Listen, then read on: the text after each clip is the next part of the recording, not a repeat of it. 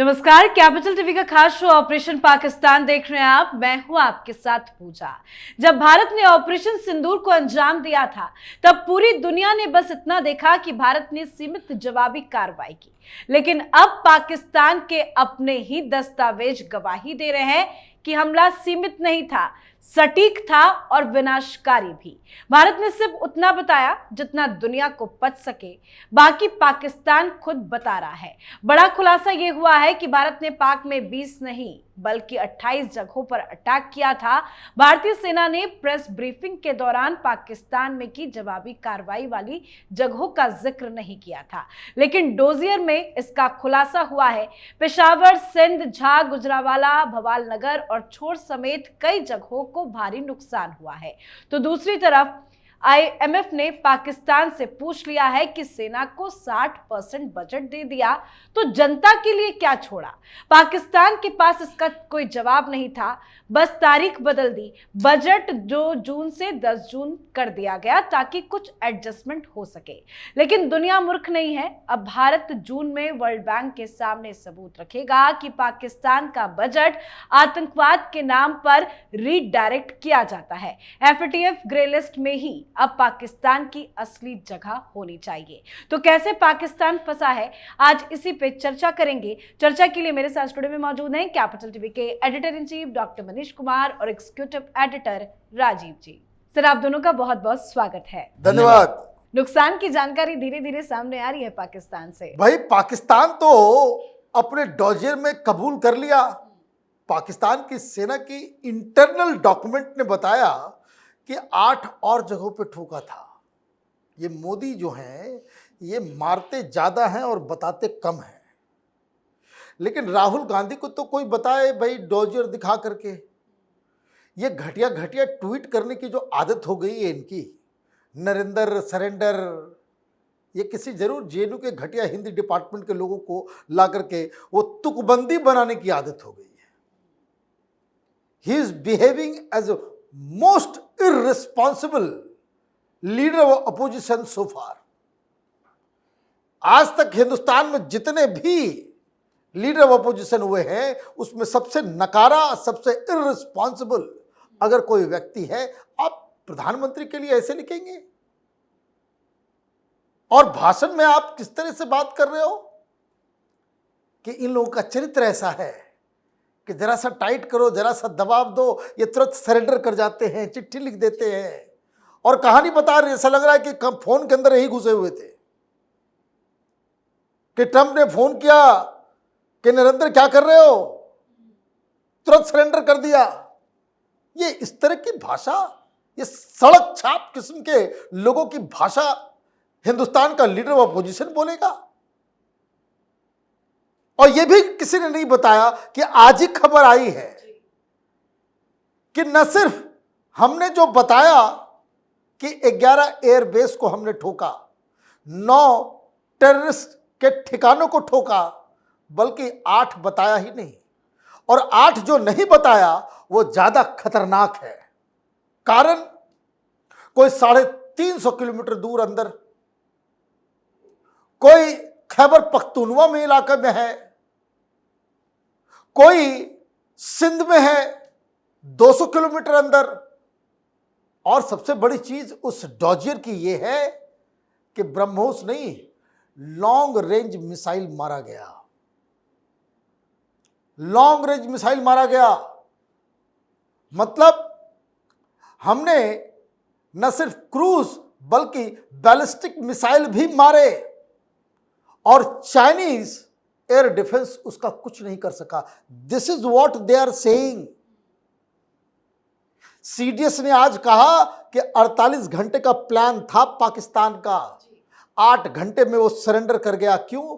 क्योंकि वो ना ब्रह्मोस को पकड़ पा रहा था, ना हमारे लॉन्ग रेंज बैलिस्टिक मिसाइल्स को पकड़ पा रहा था, ना हमारे ड्रोन्स को कैच कर पा रहा था। और हम जो भेजे चले जा रहे थे हिंदुस्तान की तरफ, उसको वो कीड़े मकोड़े की तरह नष्ट कर दे रहा था। तो ये सारी चीजें खुलासे के बाद ये ऑपरेशन पाकिस्तान, ऑपरेशन सिंदूर, ये तो सुपर हिट है। और आपने क्या किया?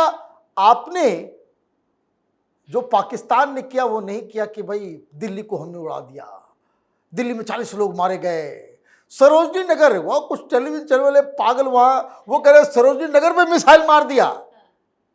तो ये सारी चीज़ें हुई है। मुझे लगता है पाकिस्तान को तो सबक मिला ही है। ये ऑपरेशन सिंदूर जो है ना, उसका पार्ट 2 हिंदुस्तान के अंदर भी करने की आवश्यकता है। बिल्कुल। और सीडीएस ने सर ये भी कहा कि किसी भी युद्ध में परिणाम क्या है वो इम्पोर्टेंट रखता है, नुकसान नहीं रखता है। और परिणाम और नुकसान दोनों तो पाकिस्तान ही खुद आगे बढ़ के बता रहा है, लेकिन ये राहुल गांधी जैसे नेता ऐसे सवाल खड़े कर देते हैं। देखिए, जिस तरीके से सीडीएस को बोलना पड़ा वो बोलना नहीं चाहिए था, क्योंकि बोलना पड़ा मजबूरी है। उन्होंने सीधे तौर पर कहा है कि जंग में राजनीति हो रही है और राजनीति का जवाब तो देना पड़ेगा।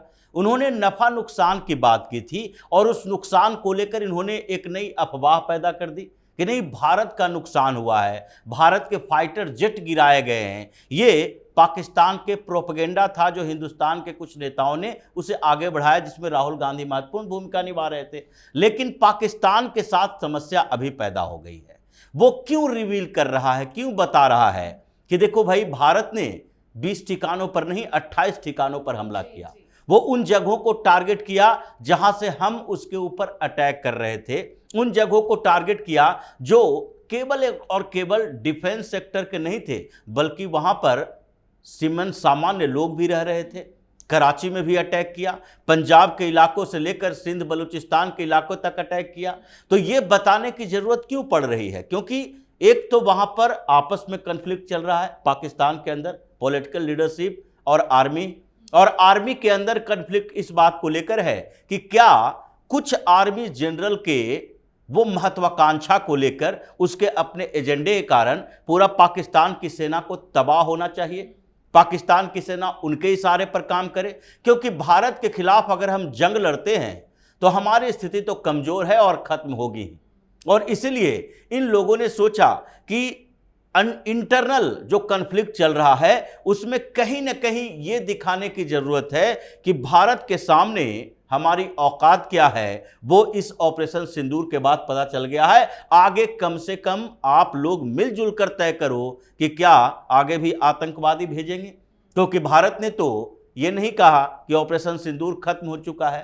राजनाथ सिंह डिफेंस मिनिस्टर हैं, अभी आईएनएस विक्रांत पर गए हुए थे, उन्होंने नौसेना को कहा कि आपको भी मौका मिलेगा, ये मौका खत्म नहीं हुआ है, आपको भी मौका मिलेगा। और इस बार जब आपको मौका मिलेगा तो 71-72 भूल जाएंगे, इस बार सीधे आप कराची या ग्वादर में घुस जाएंगे और आपको जो मौका मिलेगा उसके लिए बहुत ज्यादा इंतजार नहीं करना पड़ेगा। क्योंकि पीएम मोदी ने सीधे तौर पर कहा है कि जब भी पाकिस्तान की तरफ से कोई आतंकवादी कार्रवाई होगी तो वो युद्ध समझा जाएगा। और ऐसे समय में पाकिस्तान अगर नहीं सुधरता है तो सब लोगों को एक एक करके मौका मिलेगा। ये हाफिज सईद और मसूद अजहर, ये अभी भी पाकिस्तान ने हमें नहीं सौंपा।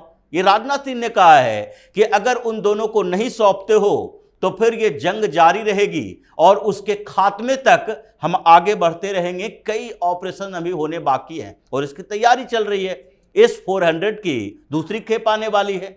ये जो डिप्टी एम्बेसडर हैं वो सीधे तौर पर कहे कि भाई ये डिले हो गया था, ये यूक्रेन और रूस के युद्ध के कारण, लेकिन 2025-26 यानी इस साल के अंत से लेकर 2026 के शुरुआत तक दो जो बचे हुए S-400 का खेप है वो हम भारत को दे देंगे। यानी भारत अपनी तैयारी में लगी हुई है और इसके ऊपर कोई दबाव नहीं है कि IMF क्या सवाल करेगा, वर्ल्ड बैंक क्या सवाल करेगा, हमें लोन लेना है कहीं और से तो हम अपने डिफेंस सेक्टर का बजट नहीं बढ़ाएं। ये भारत के ऊपर दबाव नहीं है, पाकिस्तान के ऊपर दबाव है। और इसलिए उसे लग रहा है कि अंतर्राष्ट्रीय स्तर पर जो भारत को समर्थन मिल रहा है उसके बदले हम ये दिखाने की कोशिश करें कि देखो भारत ने भी हमारे ऊपर इतने हमले किए, हमें तो जवाबी कार्रवाई करनी थी।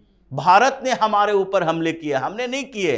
तो इसलिए ये एक एक रिपोर्ट सामने आ रही है। जर्मनी में जाकर ख्वाजा आसिफ बोला कि नहीं, ये हाफिज सईद जो है हमारे लिए भी उतना ही बड़ा खतरा है जितना ये भारत के लिए है। तो ये कहने की जरूरत इसलिए पड़ रही है कि वो कह रहा है कि नहीं, हम आतंकवादियों को पनाह नहीं दे रहे हैं। मतलब सरेंडर तो उसने किया, वो अब सीधे तौर पर मान रहा है कि भारत हमें माफ कर दे, बातचीत के लिए आगे बढ़े और सेना का जो फॉरवर्ड मूवमेंट हुआ था वो अप्रैल के समय में जहां जहां थी वहां पर वापस ले ले। और इसलिए बार बार जो सीडीएस जो बात कर रहे हैं कि हम अभी पीछे नहीं हटेंगे क्योंकि आगे अभी कार्रवाई होनी बाकी है, ये 28 ठिकाने नहीं, ये बढ़ते बढ़ते हो सकता है कि 80 ठिकाने हो जाए, अभी इंतजार करने की जरूरत। बिल्कुल, और पता नहीं आने वाले वक्त में और क्या कुछ खुलासे होंगे। लेकिन सर, मुसीबत तो एक नहीं है, कई सारी मुसीबत है। पाकिस्तान को एफएटीएफ की ग्रे लिस्ट में डालना, आईएमएफ की तरफ से अंकुश लगाना, इन सब मुसीबतों से कैसे निकलेगा पाकिस्तान? देखिए, पाकिस्तान के पास मुसीबत से बाहर निकलने का रास्ता एक ही कि हिंदुस्तान के सामने सरेंडर करे, आतंकवादियों को पकड़े, हिंदुस्तान के हवाले करे। तमाम जो आर्किटेक्चर जो अंदर बना करके रखा हुआ है इन लोगों ने, स्टेट स्पॉन्सर्ड टेररिज्म का एक पूरा इंडस्ट्री जो बना रखा है, उसको तहस नहस करना पड़ेगा। अदरवाइज हिंदुस्तान इनको पूरी दुनिया में किसी भी जगह, किसी भी प्लेटफॉर्म, किसी भी फोरम, किसी भी एजेंसी के सामने छोड़ने वाला नहीं है। अब देखिए, बजट आने वाला था, बजट नहीं आया, 10 तारीख बढ़ा दी गई। क्यों बढ़ा दिया गया? हिंदुस्तान हर जगह जाकर के इस बात को कह रहा है कि बड़ा ध्यान दीजिए आप, ये पैसे ले लेता है और पैसे से टेररिज्म को ये बढ़ावा देता है। आप देखिए कि पिछले 4 दिनों में कई सारे पुराने आर्मी जनरल्स अमेरिका में अलग अलग चैनलों पे आकर के वो कह रहे हैं कि ब्लड सकिंग स्कम्स हैं ये जनरल पाकिस्तान के, ये खून चूसने वाले पिपासु हैं। और ये क्यों कह रहे हैं? क्योंकि ये लोग सरासर झूठ बोलने वाले, आतंकियों को पनाह देने वाले, ट्रेनिंग देने वाले। You link any bombardment in Europe और अमेरिका, जहां कहीं भी आतंकी घटना होगी उसका लिंक, ट्रेनिंग, सब कुछ पाकिस्तान के अंदर होगा। और ये पूरी दुनिया को ये बेवकूफ़ बनाते हैं। तो पूरी दुनिया में ये आवाज़ क्यों उठ रही है? वो इसलिए उठ रही है कि आपने तो खुद ही डिक्लेयर कर दिया कि हमने जिहाद चलाने वाली आर्मी है, हम अल्लाह की आर्मी हैं। अब उसको उसी परिप्रेक्ष्य में देखा जा रहा है। अब आपके ऊपर कार्रवाई हो गई, इंडिया ने ठोक डाला। आप उधर पैसे के लिए कटोरे लेकर के आईएमएफ के पास जाते हो, तो आईएमएफ वाले ने चिट्ठी लिख दी। वो पूछा कि भाई ये बजट जो है तुम बढ़ा क्यों रहे हो आर्मी की? ये खबर यूं आई कि पिछले बार कुछ घटाया गया था, इस बार वो 25% ज़्यादा, 25% ज़्यादा वो अलॉटमेंट मांग रही है और वो दिया जा रहा है। ये पाकिस्तान के अखबारों में खबर आ गई। इमीडिएटली आईएमएफ जो है एक्शन में आ गया कि भाई आप पहले तय कर लो आर्मी को देना है कि जनता को देना है।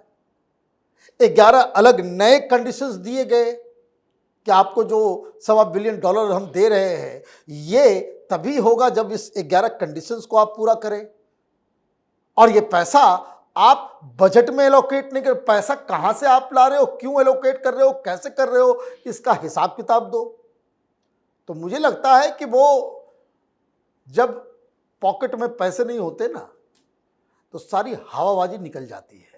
पाकिस्तान का यही हाल है। और जिस तरह से बजट की तारीख आगे की गई है, उससे तो पाकिस्तान एक्सपोज्ड हो चुका है। लेकिन अब पाकिस्तान की क्या प्लानिंग है और अब आईएमएफ क्या करेगा, उससे भी तो अब सारी खुफिया जानकारी मिल चुकी है। देखिए, भारत की जो रणनीति रही है कि पाकिस्तान को पहले अपनी ताकत दिखाओ, आर्मी की ताकत जो होती है कि हम तुम्हें घुसकर मार सकते हैं, उसके बाद ये दिखाओ कि अंतर्राष्ट्रीय स्तर पर हमारी क्या ताकत है। ये जो डेलीगेशन भेजा गया है, ये रिक्वेस्ट नहीं है उन देशों से कि आप पाकिस्तान का सपोर्ट न करें, बल्कि एक मजबूत देश जब रिक्वेस्ट करता है तो उसे आदेश माना जाता है। भारत सरकार ने जो डेलीगेशन भेजे हैं और हर जगह से सपोर्ट मिल रहा है, चाहे ब्राज़ील हो, यूएई हो या सऊदी अरब हो, हर जगह से जो सपोर्ट मिल रहा है, उसका मतलब है कि भारत सरकार की तरफ से ये जो संदेश लेकर गए हैं, कह रहे हैं कि देखो भाई, जो तुर्की का हाल है, जिसने पाकिस्तान को सहयोग किया, उसके सारे टेंडर खत्म हो रहे हैं। ये मुंबई में पिछले दिनों टेंडर कैंसिल कर दिया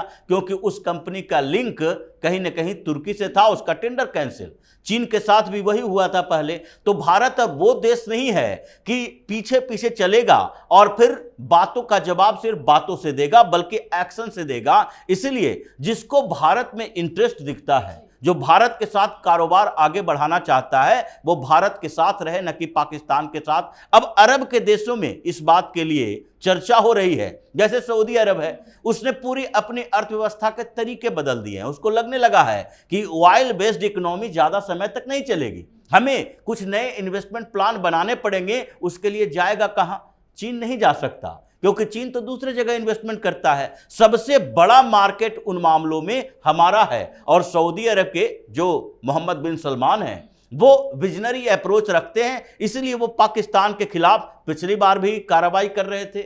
ये इमरान खान गया फाइट इनका प्लेन लेकर और रास्ते से वापस करवा दिया, बेइज्जत कर दिया। तो इस बार भी यही प्लानिंग है कि पहले अरब को कंट्रोल करो, क्योंकि इस्लामिक स्टेट्स के नाम पर यह बार्गेनिंग करता है पाकिस्तान उसके साथ। उसके बाद छोटे छोटे यूरोपियन देशों को अपने साथ लाओ, और फिर अफ्रीका में और साउथ अमेरिका में इन जगहों पर कम से कम पाकिस्तान को अलग थलग करो। और फिर उसके बाद नंबर आएगा इन विकसित देशों का, जो पहले ही आतंकवाद से पीड़ित है। वहां एक लॉबी है जो भारत का साथ इसलिए दे रहा है क्योंकि वो जानता है कि जितने भी, चाहे अलकायदा हो, जैसे मोहम्मद हो या मुजाहिदीन हो, ये सारे के सारे आतंकवादी संगठन जो फ्रांस में अटैक करता है, जो लोन वुल्फ तैयार करता है, जो ब्रिटेन में अटैक करता है, सबका लिंक कहीं ना कहीं पाकिस्तान से है। और पाकिस्तान में लिंक उसका आईएसआई और आर्मी से है। तो इन सब पर कंट्रोल करने के लिए भारत ने जो आगे रणनीति बनाई है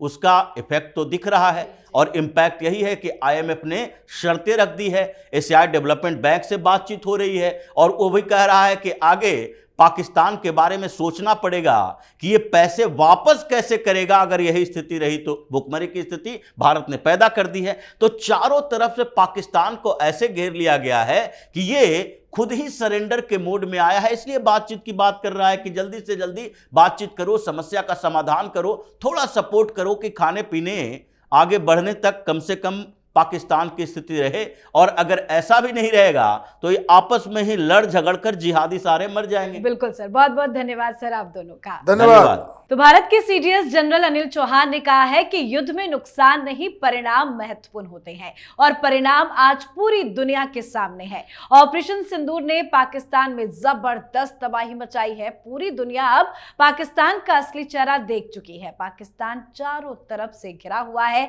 सेना में दरार, राजनीतिक अस्थिरता और अंतर्राष्ट्रीय बेइज्जती भी। तो आपकी क्या कुछ राय है, कमेंट करके लिखिएगा। देखते रहिए कैपिटल टीवी। नमस्कार।